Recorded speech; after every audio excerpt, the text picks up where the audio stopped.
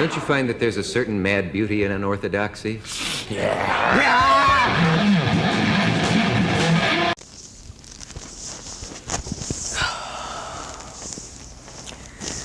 Hey, what's up everyone?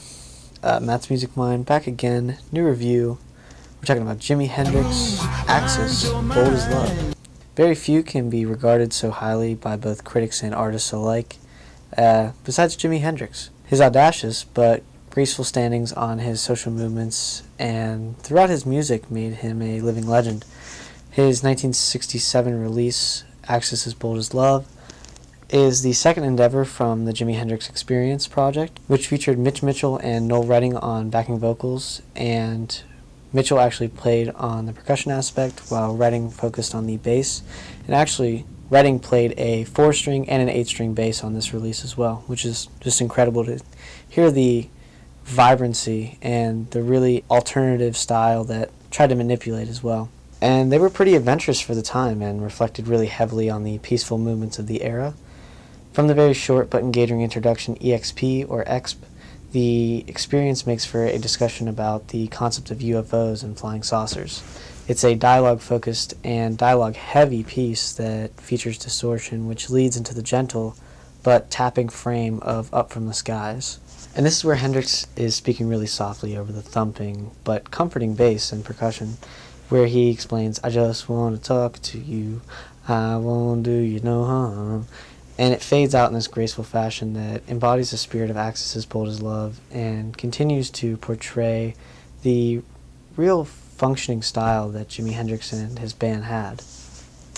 It's really gentle but also inviting as soon as it showcases the heavier and more forefront attacking style that adapts with Spanish Castle Magic and showcases the record in a different light and begins to take shape with just how incredible the musicians were here and how they can manipulate the sound and really come about onto their own style. It is truly on Little Wing, though, where the Hendrix Experience spreads their arms and embraces the listener with these slick guitars and this percussion-heavy abrasiveness that isn't aggressive in any way, but is instead eye and ear catching.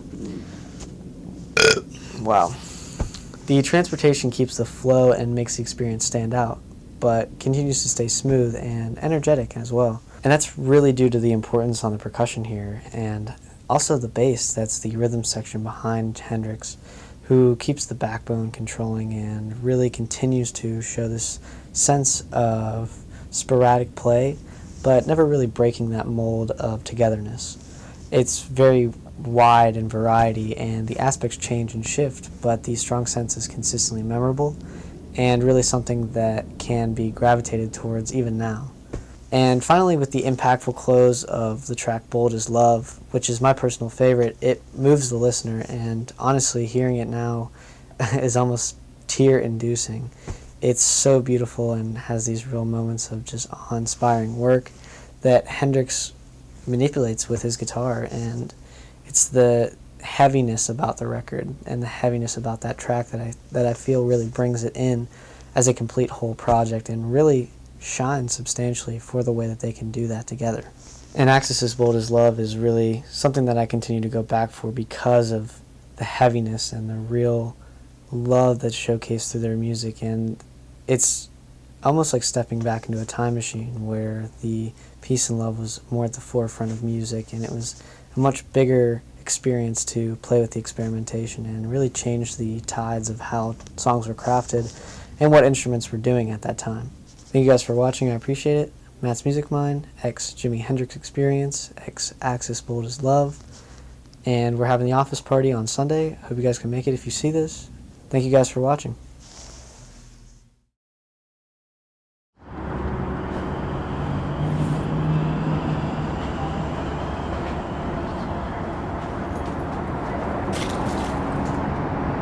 Do you think music has a meaning?